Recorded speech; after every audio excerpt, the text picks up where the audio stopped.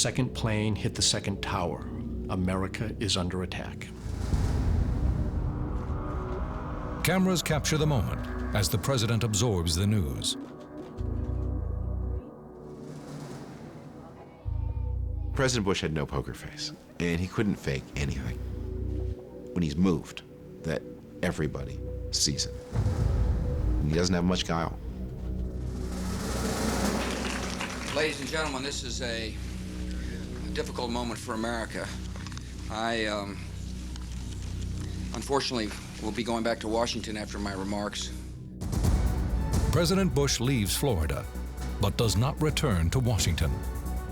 Fearing the White House may be a target, the Secret Service instead flies the president to Barksdale Air Force Base in Louisiana.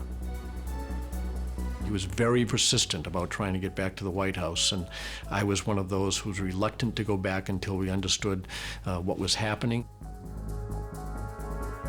In Washington, the Secret Service hustles Vice President Dick Cheney to an underground bunker.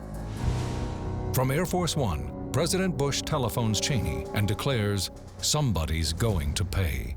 I heard him first use the term that we are at war early that morning when we were on Air Force One.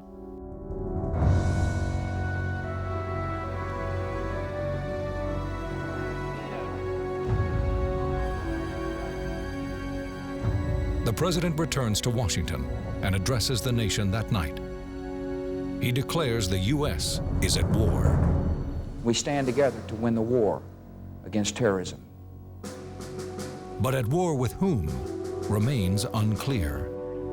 Saddam Hussein's name was mentioned almost immediately by some colleagues in the Department of Defense. Maybe we ought to take a look to see if he might have been involved in this. The U.S. suspicion the Iraqi dictator may have played a role in 9/11 arises from a decade of conflict with Saddam's regime. U.S. and other Western intelligence agencies have documented Saddam's support for terrorist groups. They also suspect he possesses chemical and biological weapons of mass destruction, or WMD. And they fear he may have a nuclear weapons program as well.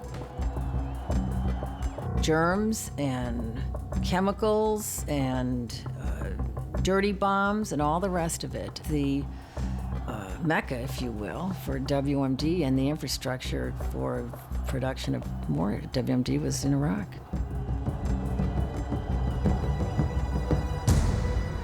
But the CIA sees no link to Saddam.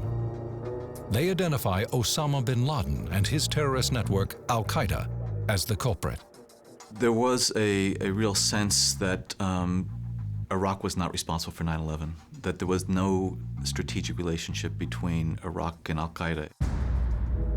4 days after the attacks, President Bush meets with his National Security Council at Camp David to formulate a response. Despite the intelligence about Al-Qaeda, Deputy Secretary of Defense Paul Wolfowitz repeatedly focuses the dialogue on Iraq. Wolfowitz, Defense Secretary Donald Rumsfeld, and others have long argued the U.S. should remove the dictator from power. They didn't wait for 9/11 to become interested in Iraq. During the first months of the new Bush administration, they were advocating that we go to war with Iraq. And in the wake of 9/11, the Secretary and his deputy see their opening.